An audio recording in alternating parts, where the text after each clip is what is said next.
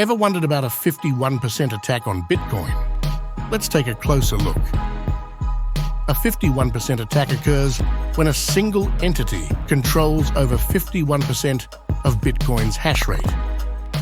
This could enable them to censor or reverse transactions and mine empty blocks to disrupt the network, but it can't change Bitcoin's rules or steal coins. Miners have to work within the rules set by node operators. So is it feasible? Well, it's possible, but extremely foolish. It'd require immense computational power, costing billions of dollars, something only a nation-state could achieve. And even then, the network structure ensures attackers can't sustain control indefinitely.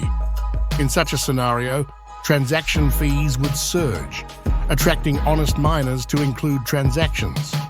So why can't the US kill Bitcoin by just printing money and buying ASICs? Because the benefits are small and temporary, while the risks are serious and lasting.